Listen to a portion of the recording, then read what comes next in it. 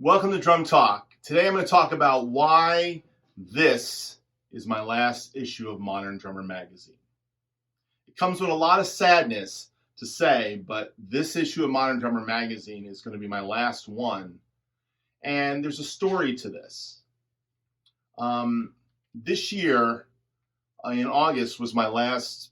Usually I start the process of resubscribing to this magazine every year.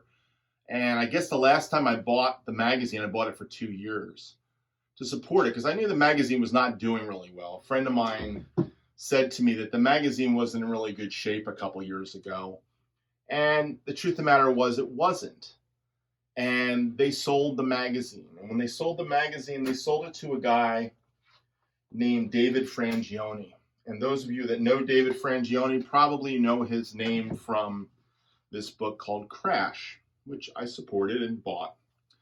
And he did a wonderful pictorial job of a lot of famous drum kits and really enjoyed it. Well, he bought Modern Drummer last year or a year and a half ago or 2 years ago. I don't know where it happened, but he bought it. Now, as my subscription was running out, I normally start to get the resubscribe notices. I didn't get any this year. And then all of a sudden, the May issue was a little late. And then the June issue was very late. And I started making phone calls saying, hey, what's going on? Oh, it's coming. It's coming. I heard about supply chain issues and all kinds of other stuff that's going on around the world. And that's pretty much what I was hearing. It's hard to get paper. And they did upgrade the magazine to a nicer paper, you know. But in the process of upgrading the magazine to a nicer paper, somewhere in there they decided they really don't want to print this magazine anymore. That's what it comes down to. And they're making the price of subscribing to this magazine out of reach for everybody. So I even think they're going to go totally digital. They're not going to print any more magazines. I might have been the end of the printed issues of this magazine, one of the last months that they're going to keep doing it. It took me till December 16th to receive my last issue, which was the August issue of Modern Drummer. It was sent to me in an envelope that cost them $3.16 to ship. And why did they send it to me? Because I kept hounding them about it with emails and requests to get my last magazine. Now, why did I do that? Because I'm a long time subscriber to Modern Drummer magazine. Being a subscriber to Modern Drummer magazine has not been something I started the last couple years. This is something I started back in 1978. In 1978, January of 1978, the Tony Williams issue with Larry London was out at my local music store, and I saw it sitting there in the shelves, and I basically picked it up. I said, "Hey, what's this?" They said, "It's a new drum magazine." And I forget what it cost at the time, and I bought the first issue. They came out quarterly. I looked for it every quarter after that point, every bi-monthly after that point, and monthly after that point. And eventually I got a subscription to the magazine. And I've got years and years of subscriptions to the magazine because the magazine is where I learned about drum gear. It's where I learned about my favorite drummers. I learned about drummers I didn't know would be my favorite drummers. It was a wonderful time to learn and grow in music, the 1970s. Truthfully, my first magazine that was music related was Downbeat magazine. I remember looking at that. My grandmother got me a subscription to that in the mid 70s when I took an interest to playing drums. But 1978 was when I got my first issue of Modern Drummer. I have 45 years of Modern Drummer magazine on my shelves. And just to prove it, I even got the first four issues in this compilation called The First Year. I got it at a Modern Drum Fest. It was in the goodie bags. They were giving them away. I forget what year it was, 97 or 98. I went to like 5 different Modern Drum Fests up through 2000 before I moved to Florida. So I've read all the magazines all the way up to the current one. Back then, you know, the magazine was cheap, you know, $2 an issue. This is the first Rick Marotta issue. I remember when I read about Rick Marotta for the first time, and then I realized I saw him on stage with Linda Ronstadt and others. It really floated my boat seeing that. I also learned about Rod Morgenstein.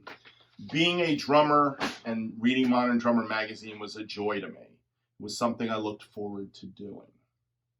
And not only did I buy Modern Drummer magazine, but I also bought the first issues of Modern Percussionist because I went and studied percussion in college. And until this magazine went defunct because it couldn't sustain itself rather early. But I have all the Modern Percussionist issues. And I wasn't just a fan of Modern Drummer. I read all the drum magazines. And there were a lot of drum magazines back in the day.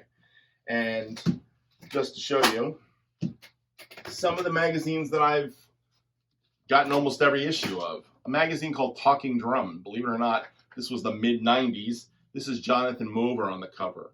Jonathan Mover would end up being the publisher of Drumhead magazine. A magazine that I still subscribe to this day and probably will subscribe to them until they're no longer there. And the reason for that is, this is where journalism used to be in Modern Drummer. It's long-form journalism, the way I remember journalism being done. Today, long-form journalism's gone in these magazines anyhow. You're lucky if you get 500 words, maybe 1,000 words. The 3,000, 4,000 word long-form journalism, those days are gone. But back in the early days of Modern Drummer, that's where I learned a lot. And some of my favorite writers for Modern Drummer were Scott K. Fish, Bruce T. Whitted, Robin Flans, and my own wife, Stephanie Bennett, who, by the way, just to show you something, she used to write for this magazine. She actually wrote the article on Ronnie Tutt in this magazine right here. And her first issue, I happen to have a copy of that. This is actually the second issue. This is the second article on Christian drummers was found in this magazine with Manu Cachet. The one before that was the first article on Christian drummers, and that had Randy Castillo in there. So my wife was writing back in 1987 for this magazine, and she wrote a lot of articles for them. Many great issues. This is the second Rick Moratta issue. I love Rick Moratta. This is the second Steve Gadd issue. This is the Tris Imboden issue. I think this is, I believe, his second and first cover of Modern Drummer. Liberty DeVito. And in this issue was also Ron Tutt and Carlos Vega. I learned about Carlos Vega. Loved it. This issue of Hal Blaine got stolen from me in college. I remember I left it in my bag and somebody took it from me out of the percussion room, and I had to buy this from a guy in Connecticut. That's how much I wanted to have my whole collection of Modern Drummers. I actually bought 2 issues of Modern Drummer online on eBay in the early days of eBay. I mean, this just brought such joy to me to read this magazine. So I'm kind of bummed, that I'm not going to be buying it anymore. And why won't I be buying the magazine anymore? Because the magazine, Modern Drummer, doesn't know what they're doing right now. I mean, I think David Frangione's got a plan. He's going to go all digital, and eventually he's going to get rid of the whole magazine probably, and he's going to keep printing these special issues, which, by the way, I bought one of those special issues too. I'm trying to find it right here. Oh, it's the Danny Surfin. It's down there on the floor. Let me get it off the floor. I spent $20 for it, so this one. Bought the Danny Surfin. Of course, Danny Surfin's like the guy. Matter of fact, the whole original Danny Surfin article is in this, with a lot of older pictures that have been around, and then some newer pictures. It was nice. This is the original Danny Surfin article that I have. I have that issue. I had a couple copies of that one. So I've been supporting Modern Drummer, but this year, when it came down to getting my last issues of this magazine, it was not pretty. And I had to hound them for 6 months to get all my issues. And because of that, their customer service is absolutely none. There is no customer service anymore. It's like everybody, everything goes online. So it's like if you have a problem with something, don't call a phone number because nobody's going to pick it up. You send them an email and get a response in a couple weeks. This is what we're being taught. This is good customer service today. I'm disappointed, to be honest, I'm really disappointed. And this is my second attempt at doing this. My first one was I was so disappointed in it, I can't show it to you. So I'm saying goodbye to Modern Drummer magazine, something I love. So I will be reading Drumhead magazine a lot and going through my 45 years of magazines if I need to read one. Really sorry. I really feel bad that this is why I'm not going to be buying Modern Drummer magazine anymore, because they've made it so that I don't want to. So I'm really disappointed in that fact.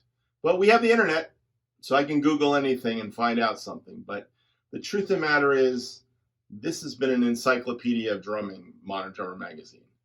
And now that it's gone, it goes into the pile with the talking heads, the drums and drumming, the not so modern drummer, Rhythm magazine from the 80s. This is the American version.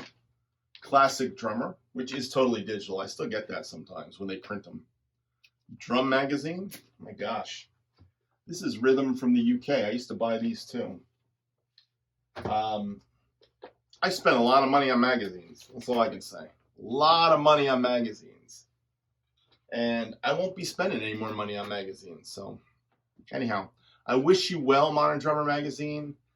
I think this is a better way of saying goodbye than the video I put up. In that video, I kind of said I was like a kid in a candy store learning about drumming. I did. I learned about all the gear I wanted to learn about through Modern Drummer. And I want to thank Ron Spinardi. I want to thank Rick Van Horn. I want to thank Bill Miller and Rick Mattingly and all the great writers of Modern Drummer magazine, even the current ones. But the heyday of the magazine business is over with. I can see that. And we are now at a point where survival is getting you to a website and clicks, and that's all they care about. And customer service is just absolutely crap.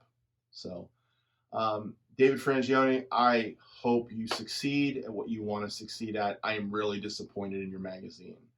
And I'm disappointed in how I was treated by you guys in your magazine. Thank you for sending me my last issue. It's here. I got it.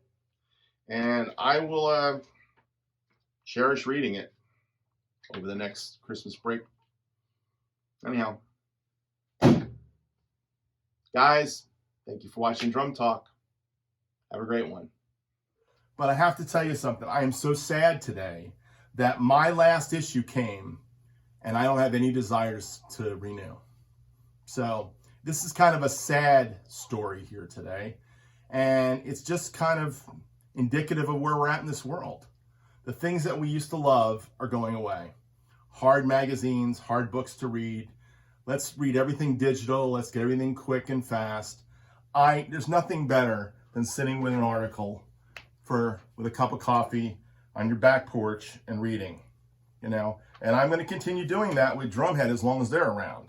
I don't know how long they'll be around. Maybe they can't sustain their model. Maybe that's part of the problem. But I do know this. In not being able to sustain their model, there still is customer service. And I feel like customer service is lacking at Modern Drummer right now. And thank you, Ron Spinardi, for basically putting out a magazine and starting something that was so inspirational to my drumming career. Anyhow, that's it for my Drum Talk. You guys have a great day. Bye.